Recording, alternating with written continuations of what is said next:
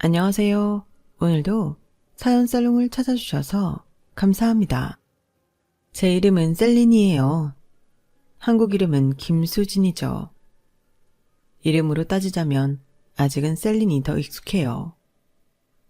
5살 때쯤 프랑스로 입양 보내어져 15년 정도 살다가 딱 20살 때 한국에 왔거든요.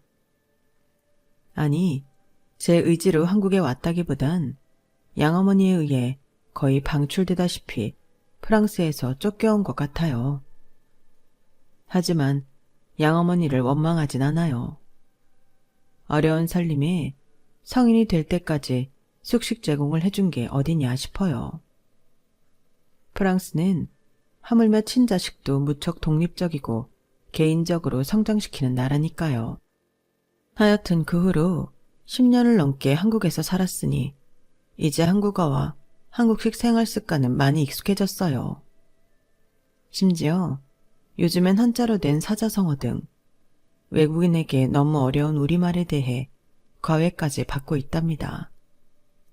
한국말은 한자를 모르면 이해가 잘 안 되는 단어가 너무 많은 것 같아요. 한국 사람들은 영어가 어렵다고 하는데 한국어가 세계 언어 중 가장 과학적이고 어려운 언어라는 거 아시나요? 그래서 한국인들이 똑똑한가 봐요. 저도 한국 사람으로서 자부심을 가지고 우리나라 문화와 역사에 대해 심도 있게 공부를 이어나가려 합니다.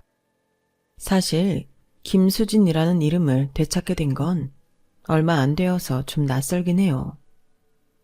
누가 김수진 씨라고 부르면 멀뚱히 있다가 아차, 내 이름이 김수진이지 하며 뒤늦게 응답하곤 하죠. 지금까지 산전수전 다 겪으며 고난과 역경을 헤쳐온 것에 비하면 지금 제 모든 상황이 너무나 감사할 따름이에요. 종교는 없지만 세상의 모든 신께 매일 엎드려 절이라도 하고 싶답니다. 여러분께도 희망을 잃지 않고 하루하루를 열심히 살다 보면 행운의 여신이 날 향해 윙크할 날이 반드시 온다는 것을 믿으셨으면 좋겠다고 말하고 싶어요. 제가 그 살아있는 증거니까요. 제가 좋아하는 사연 살롱에 저희 파란만장한 인생 스토리를 올려보고 싶었어요. 물론 한국 친구의 도움을 받았죠. 제가 프랑스로 입양되기 전 어렴풋이 남아있는 한국에 대한 기억은 딱 2가지예요. 첫 번째는 드넓은 백사장에 한없이 펼쳐져 있는 반짝이는 모래들이에요.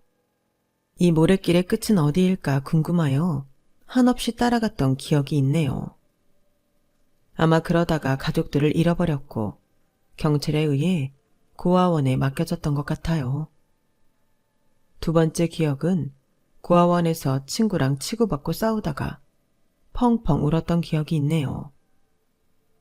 엄마를 외치면서 울었더니 절 안아준 사람이 있었는데 당연히 엄마는 아니었을 테고 아마 고아원 원장님이었겠죠. 고아원에서 5살이 되던 해 프랑스로 입양 갔으니 사실 고아원에 대한 기억도 거의 없네요.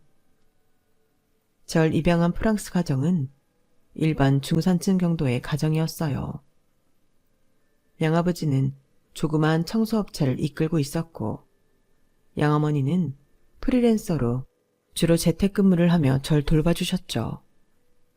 한국인 고아를 입양하자고 결정한 건 양아버지께서 88 올림픽 때 한국에 관광 왔었다가 너무 친절하고 안전한 대한민국에 반해버린 이유가 컸다고 하네요. 양부모님께선 2분 다 거의 40이 다 되도록 따님으로 고생하며 자식이 없었기에 입양이란 선택을 하신 거죠. 하지만 양어머니께선 본인들과 인종 자체가 다른 한국인을 자식으로 들인다는 것에 거부감이 크셨어요. 애초에 저에 대한 애정이 별로 없으셨던 것 같아요. 절 향해 환히 웃어주신 건 딱 1번. 제가 반강제로 한국행 비행기를 타야만 했던 20살 때 공항에서였어요. 이제 더는 절 보지 않아도 된다는 기쁨의 웃음이었는지 이빨이 다 보이도록 환한 미소를 띄우시더군요. 그 모습을 보며 쬐끔 나오려던 눈물이 쏙 들어갔어요. 그래, 엄마랑도 이제 마지막이구나. 그동안 마지못해서라도 키워주셔서 감사했습니다. 그도 그럴 것이 지독한 난임으로 고통받던 양부모님께선 절 입양한 후 딱 1년 후에 자연 임신을 하셔서 쌍둥이를 낳으셨거든요. 그나마 조금 있던 저에 대한 애정은 싸하게 식으셨죠. 그래도 양아버지께선 끝까지 절 예뻐하시며 정말 친자식처럼 키워주셨는데 제가 초등학교 고학년이 될 때쯤 심장마비로 돌아가시고 마셨어요. 믿고 의지하던 아버지가 돌아가시자 날 좋아해 주지도 않는 양어머니의 눈치를 봐야 했고 저도 이 집안에서 마음이 떠나버렸죠. 양아버지의 사망 이후 집안 가세도 급격히 기울어 입양아인 제 존재 자체가 스스로 짐덩어리처럼 느껴지더군요. 마침 고등학교를 졸업할 때쯤에 양어머니께선 한국으로 들어가서 일자리를 구해보라고 권유하셨고 저도 순순히 따랐어요. 저는 머리색과 눈색깔, 외모가 판이하게 다른 양어머니와 쌍둥이 동생에게 일말의 애정도 없었거든요. 오로지 저의 친부모님을 찾고 싶단 열망과 혼란스럽기만 했던 제 정체성을 좀 안정시키고 싶다는 생각이 컸어요.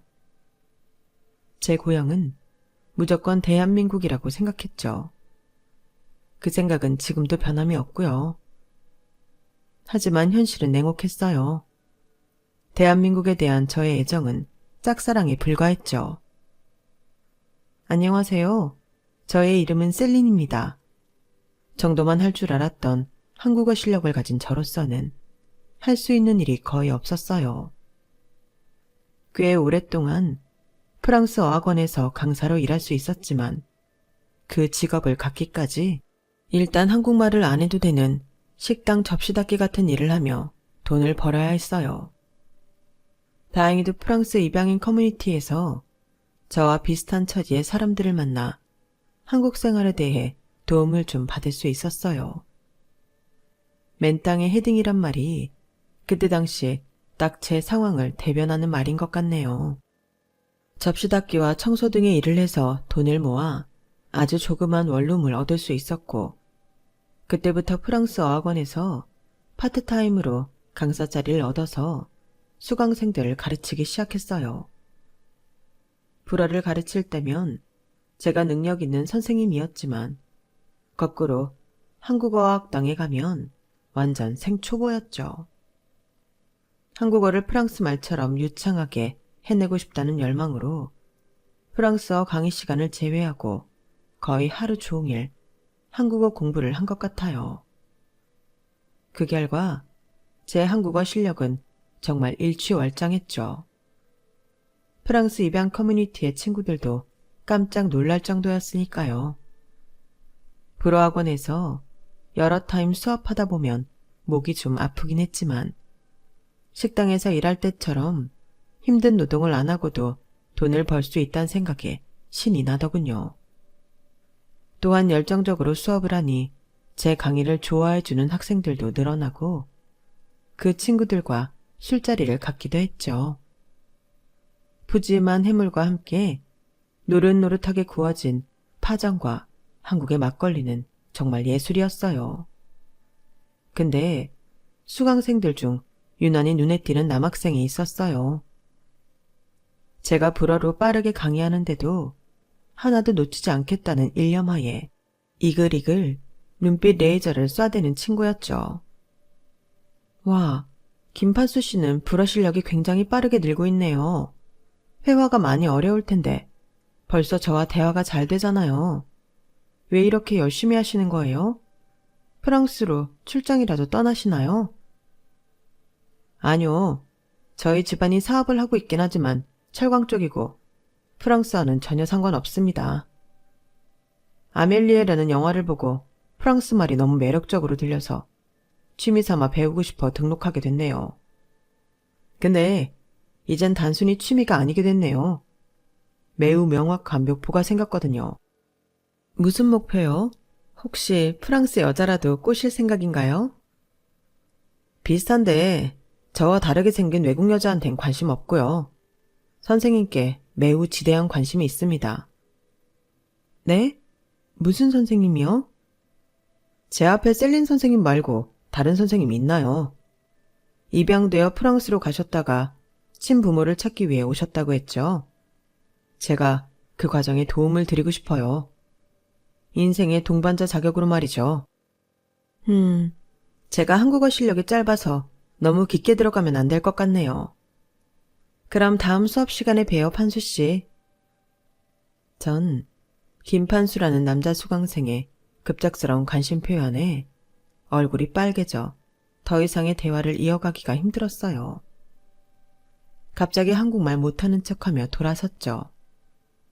어떻게 얻은 취직 자리인데 괜히 수강생과 연애한다는 소문이라도 잘못 나면 잘릴까봐 무서웠거든요.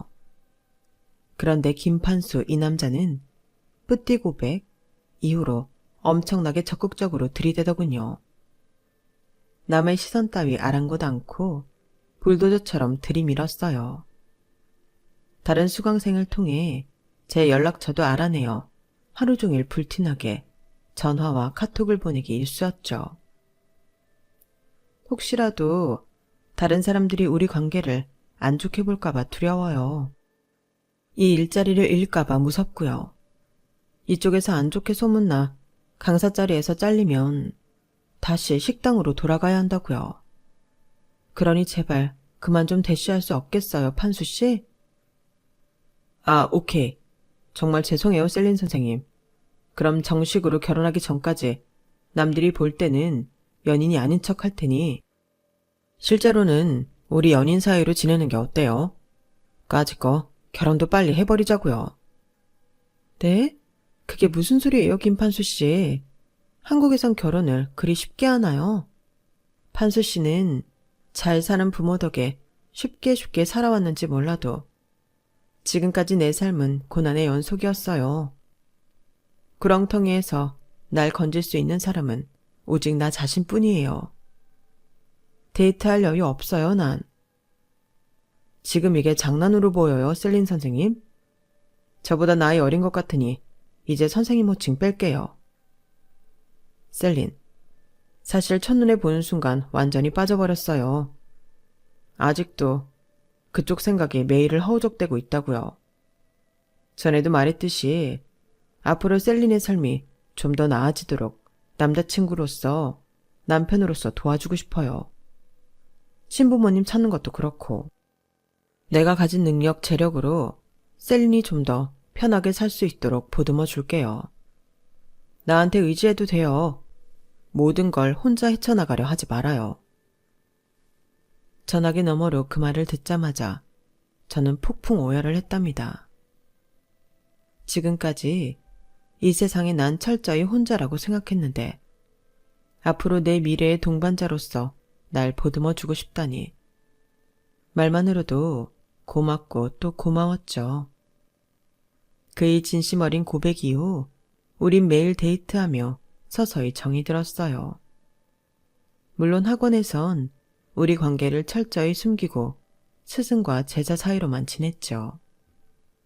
한국어 공부와 프랑스어 강의, 그리고 남친과의 데이트까지 눈코 뜰 새 없이 바쁘게 지내던 어느 날, 프랑스 입양인 커뮤니티에서 만나 친하게 지냈던 엠마라는 언니로부터 연락을 받게 되었어요. 외국에서 오래 산 사람들끼리 3, 4살 차이는 그냥 얕아트는데 엠마 언닌 저보다 15살 정도 많은 40대 초반이었기에 쉽게 말을 놓을 순 없었죠. 언니, 잘 지냈죠? 웬일로 전화를 했어요? 저기 말이야. 나 한국인 남자친구와의 사이에서 아기가 생겨버렸어. 이미 임신 5개월이라 지울 수도 없는데 그 새끼가 내 돈을 다 갖고 튀어버렸지 뭐야. 어떡하지, 셀린? 혹시 돈 좀 모아둔 거 있니? 어머, 언니, 어째 그런 일이. 나 모아놓은 돈 조금 있긴 해요. 혹시 얼마 정도 필요하죠? 남친이 내 이름으로 빚을 많이 져서 하루에도 몇 번씩 무서운 아저씨들이 내 집 문을 쾅쾅 두드려. 뱃속에 아기가 놀랄 것 같아. 정말 미안하지만 한 2천만 원 정도 있을까? 내가 이래서 얼른 갚을게. 내 마지막 부탁이라 생각하고 한 번만 빌려주면 안 될까? 제발. 전 임신까지 했다는 언니의 간곡한 부탁을 그냥 저버릴 수 없었어요. 제가 한국에 잘 정착할 수 있도록 크고 작은 도움을 많이 준 언니였거든요. 친자매 같은 사람이라 생각했고 빨리 갚는다고 하니 그런 줄로만 알았죠. 계좌를 달라고 해서 바로 송금을 해주었어요. 그때까지 한국에서 일하며 모은 돈이 딱 2,100만 원이었거든요. 제 수중에 100만 원 남기고 2천만 원을 모두 보냈어요. 그리고 한 달 후쯤 조금씩이라도 매달 갚겠다는 언니의 약속을 다시 한번 확인하기 위해 연락을 취해봤지만 전화를 받지 않더군요. 뭔가 불안한 마음이 들어서 며칠에 걸쳐 전화와 카톡 등을 한 100번 넘게 했지만 절대 연결이 되지 않았죠. 남친한테 사실대로 다 말할 수밖에 없었죠. 남친은 크게 놀라더군요. 뭐? 그런 일이 있으면 나랑 상의를 해야지. 몇 년에 걸쳐 모은 돈을 홀랑 다 줘버리면 어쩌겠다는 거야. 내가 경찰에 바로 신고하고 개인적으로도 그 여자 집이랑 다 찾아가서 알아볼게. 남친이 개인적으로 백방으로 뛰어 알아보고 또 경찰이 수사한 결과 그 언니는 이미 프랑스 어딘가로 도망가버린 상황이더군요. 심지어 자주 어울리던 친구들의 돈을 다 털어 총 3억을 갖고 말이죠. 어이가 없었죠. 다리에 힘이 풀려 주저앉아 한참을 울었네요. 에휴, 이 바보 멍충이야. 셀린, 자기는 너무 순진해서 안 되겠다. 자기가 험한 인생을 살았다고는 하지만 너무 순수해서 탈인 것 같아. 더 이상은 불안해서 혼자 못 내버려 두겠어. 우리 결혼하자. 그 전까진 남친과의 결혼까진 깊게 생각하지 않고 가볍게 만났었죠. 하지만 사기 사건이 터지고 난 후 마음이 지칠 대로 지쳐버린 전 남친과 결혼하여 의지하고픈 마음이 커지더군요. 세상은 정말 잔인하고 무섭다. 그래, 자기랑 결혼할래. 곁에 있으면 좀 의지가 될 것 같아. 모아놓은 돈을 다 뺏긴 사건 이후로 우린 결혼을 결심했고 몇 달 후 가까운 레스토랑에서 예비 시모를 만나 뵙기로 약속을 잡았어요. 프랑스에선 부모 자식 간에도 너는 너, 나는 나라는 마인드가 강하기에 쿨하게 만나서 결혼을 허락해 주실 거라 생각했어요.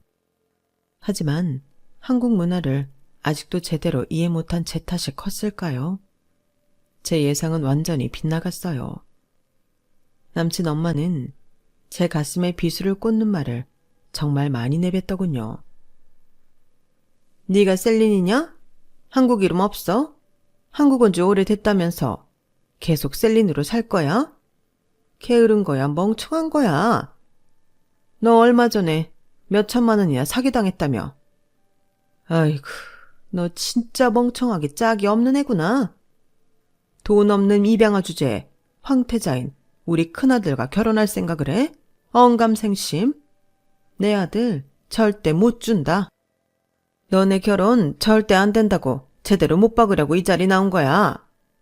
반반한 쌍판떼기로 내 아들을 구미호처럼 홀렸는지 몰라도 내 눈에 흙이 들어가지 않는 한 이 결혼 절대 안 돼. 당장 헤어져. 엄마, 다짜고짜 안 된다고 으름장 놓으시면 어떡해요. 큰아들인 절 항상 믿으신다고 했잖아요. 이번에도 절 믿어주시면 안 될까요? 셀린 진짜 착하고 성실한 사람이에요. 운이 안 좋게 미아가 되어 프랑스까지 입양됐지만 친부모 찾기 위해 한국에 와서 이렇게 저와 만난 걸 보면 운명이라고 생각해요.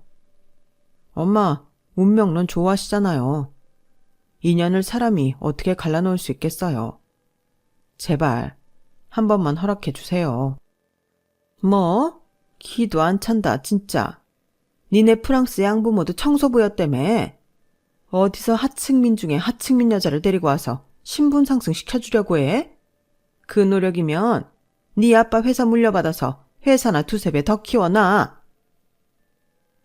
어머님, 저희 양아버지 청소부가 아니라 청소업체를 직접 운영하신 사장님이셨어요. 일찍 돌아가시긴 했지만 피 한 방울 안 섞인 절 사랑으로 돌봐주신 분입니다.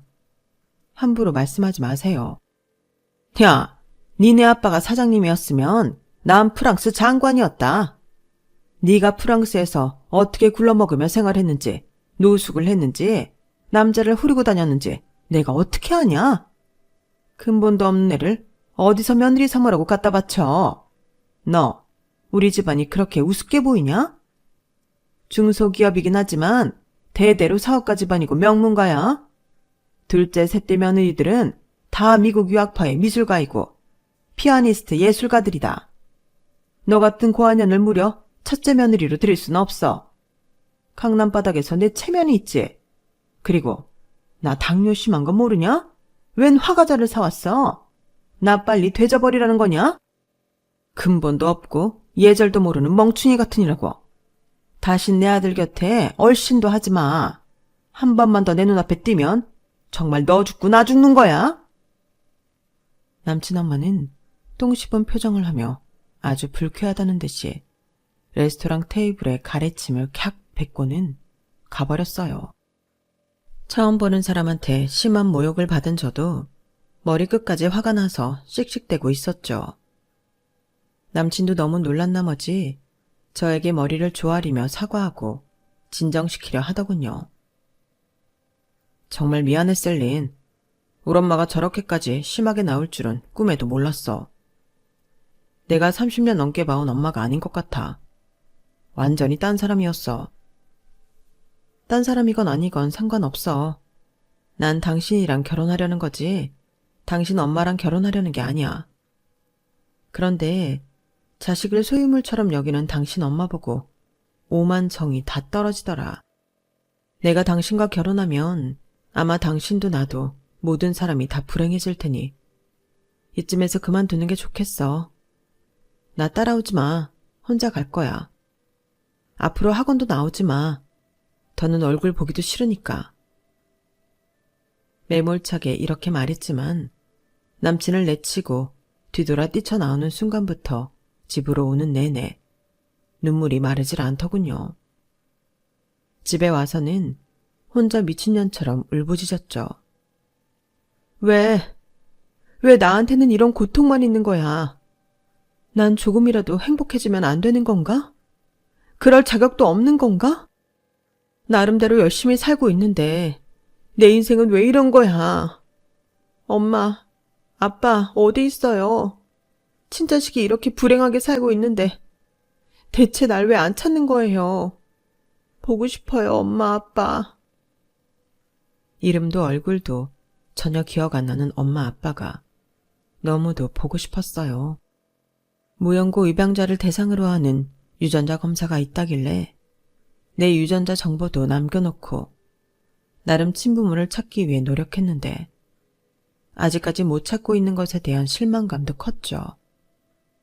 그래도 나 자신을 지켜줄 수 있는 사람은 이 세상에 나 혼자뿐이라는 걸 어릴 적부터 너무 잘 알고 있었기에 다시금 힘을 내야 했죠.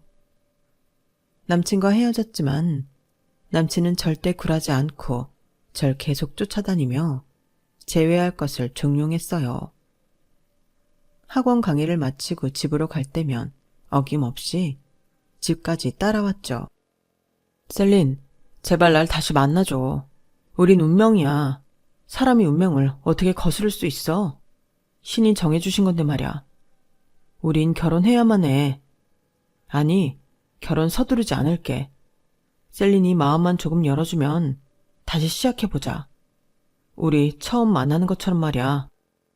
우리 엄마가 난리친 거 정말 미안해. 많이 무섭고 서러웠지?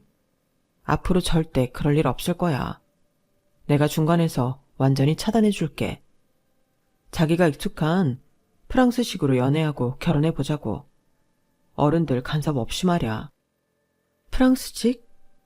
어른들의 간섭을 완전히 차단해주겠다는 말에 닫혀있던 마음이 아주 조금씩 다시 열렸어요. 아마도 외로웠던 탓이 컸던 것 같아요. 그렇게 한 100일 정도 후에 다시 아무 일도 없었다는 듯 만나게 되었죠. 그렇게 무려 5년이란 시간이 지나고 저도 32살이 되었어요. 그 사람도 30대 중반이 되어 가족들이 집안 좋은 여자 만나 빨리 결혼하라고 재촉하고 있는 것 같더군요. 어느 날 남친은 레스토랑을 통째로 빌려 근사한 프로포즈를 했고 그동안의 신뢰를 바탕으로 저는 예스라는 답을 했죠. 무려 5년 정도의 시간이 흘렀기에 그 사람의 가족들이 얼마나 악랄했는지는 이미 제 머릿속에서 많이 희미해져 버렸어요. 남친에 대한 신뢰와 사랑 하나만 보고 결혼을 결심했죠. 남친의 가족들이 지랄을 하든 말든 이 사람과 함께라면 다 물리칠 수 있을 것만 같았거든요. 지금 생각해보면 큰 우선이었죠. 우선 남친과 결혼식 준비를 다 해놨어요. 청첩장까지 다 찍어놓고 남친은 가족들에게 일방적으로 통보해버리더군요. 그때 그 프랑스 입양아 여자랑 다시금 결혼하겠다고 하니 또 난리를 치셨다고 하더라고요. 그래도 큰아들의 뜻이 워낙 강하니 남친 부모님은 두 손 두 발 다 들었다며 상견례 자리를 갖기로 했죠. 나한테 아무리 쌍욕해도 눈 하나 깜짝하지 않으리라는 전투태세를 갖추고 나갔어요.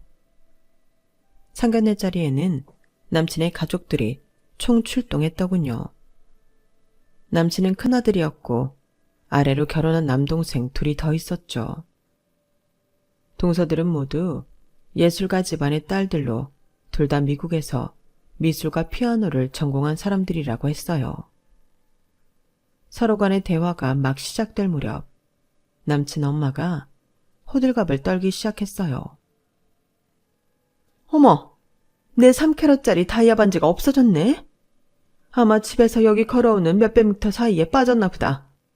얘 큰아들아, 네가 나가서 우리 온 길 좀 다시 샅샅이 뒤져봐라. 다이아 반지 꼭 찾아와.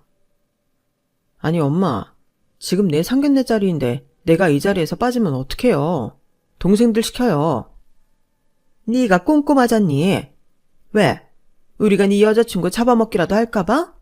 얼른 갔다 와. 누가 다이아 반지 주워가기 전에.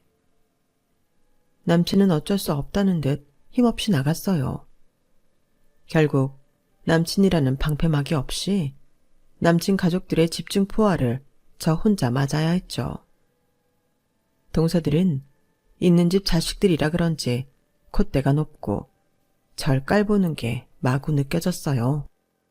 시어머니야 그 쌍스러움을 이미 5년 전에 겪어봤으니 이미 알고 있었지만 동서들 또한 싸가지가 만만치 않더군요. 아주버님 와이프 될 사람이니 형님이라고 불러야 하나? 뭐 그렇게 불러줄게요. 근데 윗사람 대접해주면 윗사람답게 우리한테 베푸는 게 좀 있어야 할 텐데. 가난뱅이 입양아가 우리 집 들어와서 뭘 해줄 수 있을까나? 둘째 동서의 막말 뒤에 막내 동서는 한술 더 뜨더군요. 그러게요, 둘째 형님. 그쪽 집안이 프랑스에서 청소부 집안이었다고요?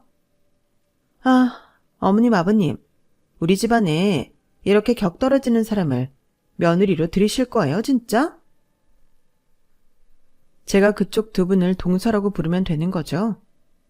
지금 두 동서가 나한테 뭐라고 한 거예요? 한국 사람들 예의 바르다고 들었는데 아주 개판이군요. 처음에는 윗형님한테 이렇게 막말을 짓거려도 되는 겁니까? 미국 유학까지 다녀왔다는 사람들이 뭐 하는 짓이에요? 머리에 똥만 가득 채워왔어요? 그들은 제가 순순히 내내거릴 줄 알았나 보죠. 저의 일침에 다들 눈이 휘둥그레지며 서로 당황스러운 눈빛을 주고받기 바쁘더군요. 남친의 동생들이 재빨리 상황 수습에 나섰죠. 자자, 초반부터 기싸움들 하지 말고요. 일단 나온 음식부터 들자고요. 어머니 아버지도 어서 드세요. 얘기는 천천히 하면 되죠. 이에 남친의 아빠도 불편한 기색을 노골적으로 표출하더군요. 우린 뭐 너같이 근본 없는 아이를 며느리로 들이고 싶어서 부른 줄 아는 게냐? 누가 너 이뻐서 이렇게 가족 모두 수집한 줄 알아? 지금 우리 집안 철강 사업이 죽을 쓰고 있는데 큰 자금 선뜻 유통해 줄 수 있는 부잣집 딸내미를 큰 며느리로 들이길 간절히 원했다. 하지만 내 큰아들이 단식투쟁도 불사하며 지랄 발광을 하는 탓에 두 손 두 발 다 들었다. 자식 이기는 부모가 어딨겠냐. 그러니 너도 잠자코 잘 살아라. 괜히 가족들 분란 일으키지 말고. 아버님, 제가 눈에 차지 않는 기준 미달 며느리라는 거 잘 알고 있습니다. 이게 서양 마인드인지는 잘 몰라도 자식은 엄마 뱃속에서 나와서 탯줄 떼는 순간 부모와 분리된 인격체라고 생각해요. 판수 씨를 너무 부모님 뜻대로만 좌지우지하려 들지 마시고 그 사람 뜻을 존중해 주세요. 판수 씨 현명한 사람인 거 누구보다 잘 아시잖아요. 그리고 전 한국의 가족 문화를 존중합니다. 시부모님 두 분 제 부모님처럼 잘 모실 거예요. 전 부모님 얼굴도 잘 모르기에 가족에 대한 미칠 듯한 그리움이 있는 사람이에요. 제가 돈 없는 입양아 출신이라고 덮어놓고 미워하지 마시고 사람 대 사람으로 곁을 좀 내주세요. 제가 잘할게요.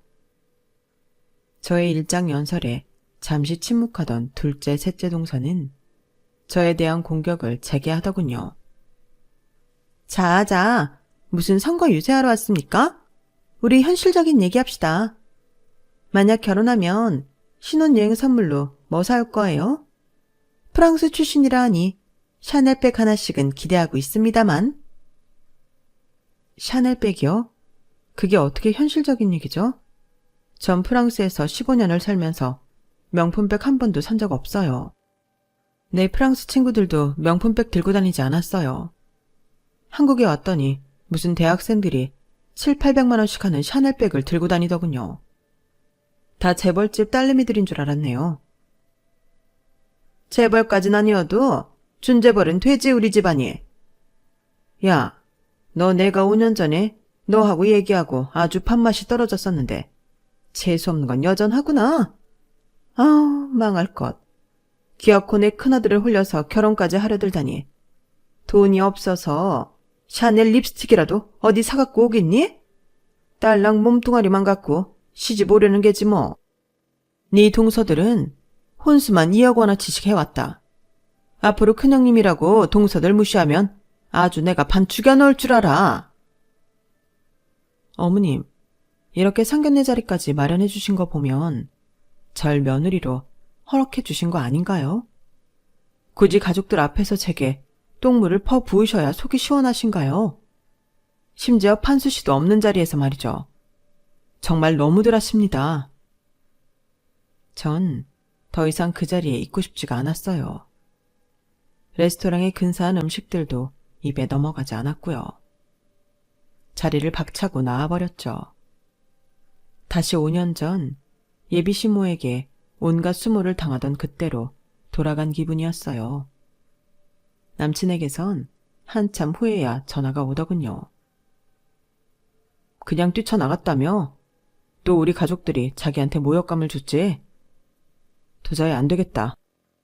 우리 가족은 구제불능인 것 같아. 그냥 밀어붙이자. 어차피 청첩장이며 다 인수했잖아. 우리 가족들도 말만 그렇게 했지 다 참석할 거야. 이미 나한테 두 손 두 발 다 드셨거든. 잠깐만 판수씨, 내 얘기도 좀 들어줘. 무조건 밀어붙이는 게 대수는 아닌 것 같아. 한국에서 결혼은 집안 대 집안이 하는 거라며. 난 그렇게 배웠어. 내가 어떻게 당신 가족들을 깡그리 무시하며 살 수 있겠어. 하물며 자기는 아버지 사업체에서 함께 일하고 있는데 말이야. 너무 혼란스러워. 이 결혼을 하는 게 과연 옳은 건지 모르겠어. 아무 생각하지 마, 셀린. 내가 다 알아서 할게. 지금껏 7년간 잘 만나왔잖아. 나 믿을 만한 놈인 거 알지? 다 잊어버려. 내가 부모님 연락 철저히 차단할 테니 나만 믿고 가보자. 우리 결혼식 준비만 신경 쓰자고. 알았지? 무려 7년간 내 곁에서 믿음을 보여준 이미 가족 같은 존재인 남친만 믿고 결혼을 진행하기로 했어요. 5년 전에 이어 두 번째 착각을 한 거죠. 남친만 내 곁에 있다면 무조건 핑크빛 미래일 거라고 말이죠. 결혼식은 어찌저찌 진행되었고 남친은 결혼 전에 약속했던 것처럼 부모님의 연락을 중간에서 철저히 차단해줬어요. 하지만 공교롭게도 결혼 후 남친 집안의 철강 산업이 좀 안 좋아지며 남친은 거의 일에만 몰두하느라 전 안중에도 없었어요. 주말에도 출근하기 일쑤였죠. 그러던 어느 날 갑자기 삑삑 비밀번호 누르는 소리가 나더니 시모가 본인 집에서 기르는 개 5마리를 이끌고 우리 집에 온 것이 아니겠어요? 어렸을 때 동네 개한테 엉덩이를 크게 물렸던 적이 있던 전 개들을 보자마자 놀라 자빠질 뻔했죠. 아니 어머님, 대체 개들을 모두 데리고 웬일이세요? 저 개 무서워하는데. 뭐? 깡따구 세서 시애미한테 예의 없는 말도 찍찍해대는 애가 고작 개를 무서워한다고? 참네. 나 약속 있으니까 한가한 네가 개들 좀 돌봐줘라. 오늘 제일 큰 강아지인 우리 미미 생일이니까 미역국도 끓여주고 말이야. 산책도 시키고 똥오줌도 이 패드에다가 잘 싸게 하고 목욕도 시키고. 난 이번 주 주말 약속 있어서 지금 나가야 한다. 주말엔 너 프랑스어 강의도 없을 거 아니냐? 한가한 네가 봐야지 어쩌겠니? 아니요 어머님, 전 개 5마리나 못 봐요. 하나같이 등치 큰 애들인데 절대 못 봐요. 야, 사람이 마음이 있으면 못할 게 뭐가 있냐? 시애미 개라 싫더냐? 불쌍한 우리 아가들 잘 돌봐줘. 내가 이따 와서 미역국 먹였나 안 먹였나 확인할 거야. 나 간다. 참, 사람 면 먹이는 방법도 가지가지더군요. 전 개를 좋아하지 않는 터라 동네 애견 호텔을 검색하여 무려 5마리 값을 지불하고 1박 2일 동안 잘 돌봐달라고 신신당부했어요. 그리고는 이 사실을 바로 남편한테 알렸죠. 여보, 방금 어머님이 나한테 개 5마리를 갑자기 맡기셨어. 비밀번호 삑삑 누르고 들어오셔서 말이야. 오시기 전에 연락이라도 한번 주셔야 하는 거 아니야? 셀린, 이제 우리 한 가족이야. 그 집 월세 보증금에 우리 엄마가 주신 3천만 원도 포함돼 있어. 돈 받아놓고 집에 오시지 말라고 해 그럼? 제발 그 프랑스식 사고 좀 버려. 이제 한국 온 지 12년 됐는데 한국적으로 살자고. 요즘 우리 집안 사업이 매우 안 좋으니 우리 가족 스트레스가 심해. 이 사업 망하면 우리 가족 몽땅 길거리에 나앉게 되는 거라고. 프랑스식 개인주의 다 버리고 한국적으로 협조해. 끊어. 오잉? 뭐지? 결혼하고 180도 달라진 남편의 말투와 행동에 너무 당황스러웠어요. 쿨하게 살자던 남편은 어느새 꼰대 아재가 되어버렸죠. 그때부터 슬슬 제게 시부모에 대한 효도를 강요하더군요. 그런 와중에 결혼하고 첫 명절이 다가왔죠. 며느리들이 총출동하여 명절 전날부터 음식을 장만해야 한다기에 저도 당연히 가서 일손을 도왔죠. 그런데 싸가지 없는 동서들은 서서 힘들게 일해야 하는 건 모조리 절시키더군요. 한 6시간을 화장실 변기에 앉을 때 빼곤 서서 일하니 다리에 쥐도 나고 바들바들 떨리기 시작했어요. 동서들은 식탁에서 커피 마시며 노가리만 까고 있었죠. 꼴에 미국 유학파라고 지들끼리 영어로 대화하더군요. 영어도 좀 할 줄 알았던 저는 그들이 절 깔보는 내용을 다 알아들을 수 있었죠. 딱 봐도 파출부처럼 생겼잖아. 소같이 일 잘하네. 앞으로 계속 일 시켜먹자고. 피가 거꾸로 솟는 것 같았어요. 제 방패막이가 되어주겠다던 남편은 시동생들과 시부와 함께 명절 당일에도 회사에 나갔기에 여전히 저 혼자 이 욕을 다 먹고 있었죠. 더 이상 그 집 사람들과 한 공간에서 함께 숨쉬고 싶지 않았어요. 뛰쳐나오고 싶었고 더 이상 날 아껴주지 않던 남편도 마냥 싫었어요. 결혼식은 올렸지만 아직 혼인신고는 하지 않았기에 남편과의 인연도 끊고 싶었죠. 전 불어로 크게 말했어요.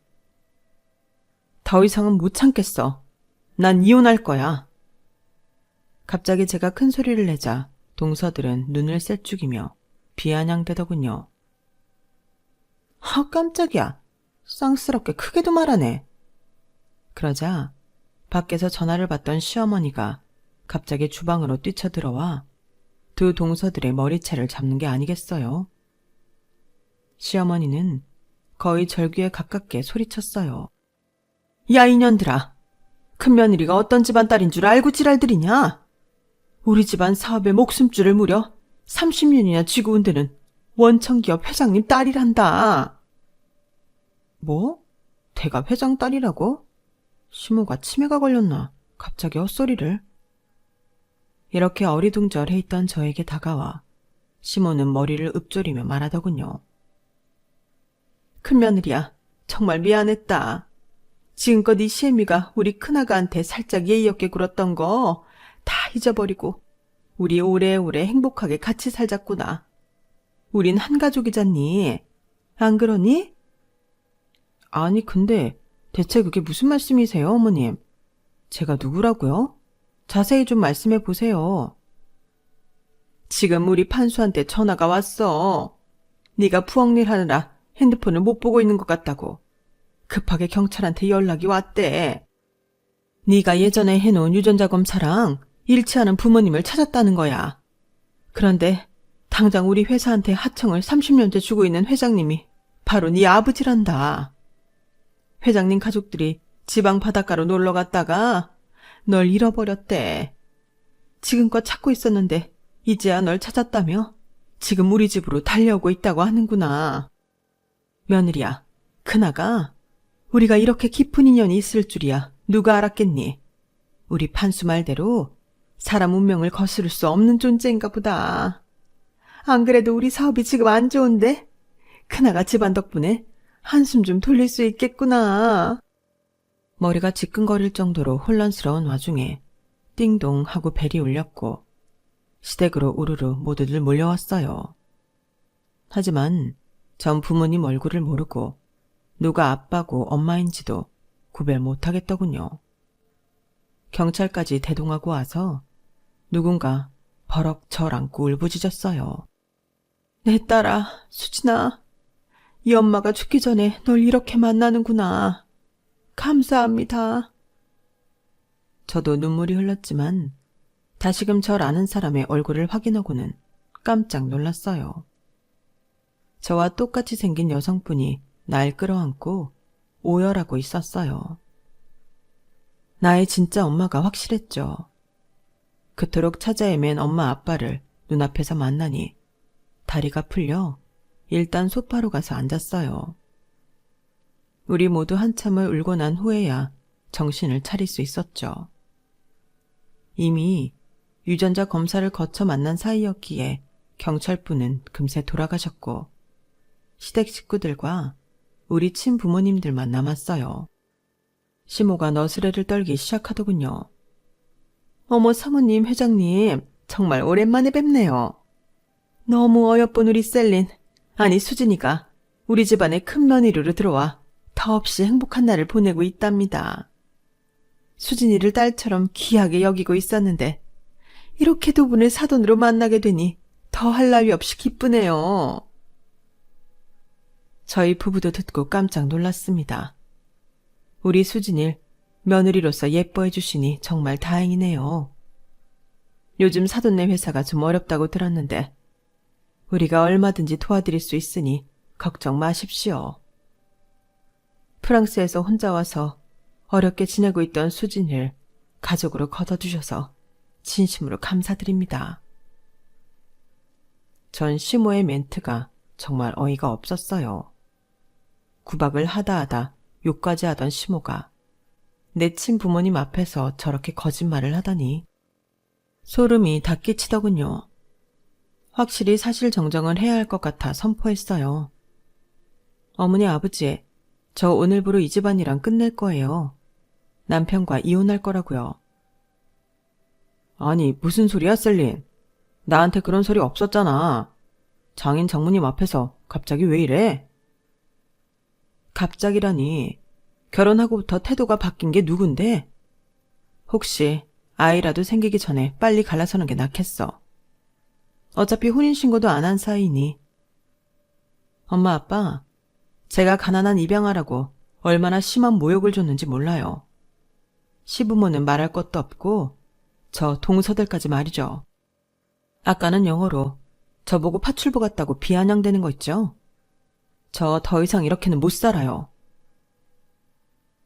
아니 수진아, 그게 무슨 말이냐? 그거 진짜야?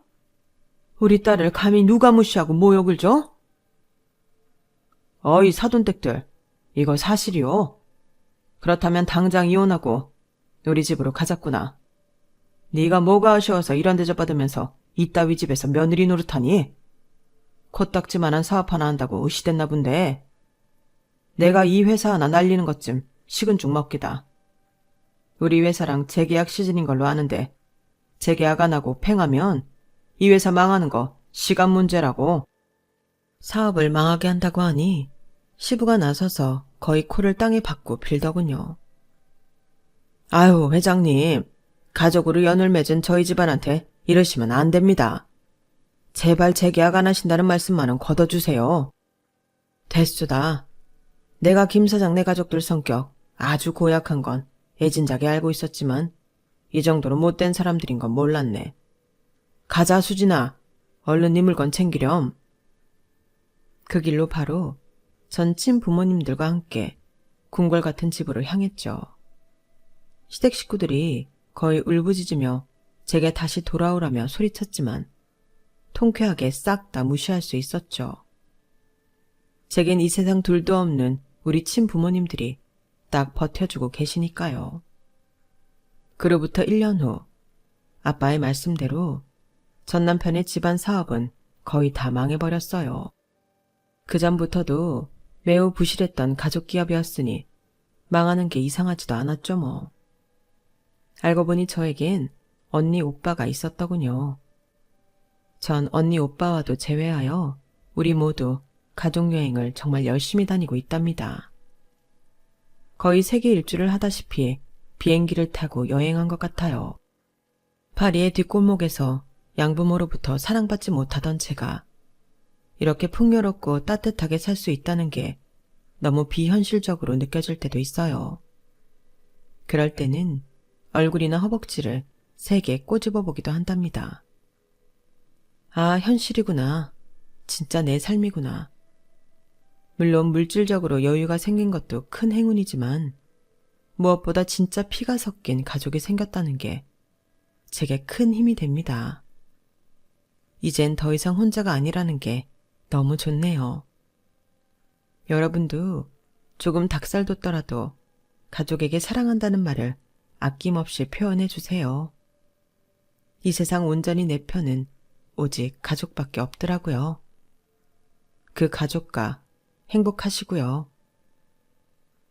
여러분, 사연 댓글에 응원과 현명한 조언 부탁드려요.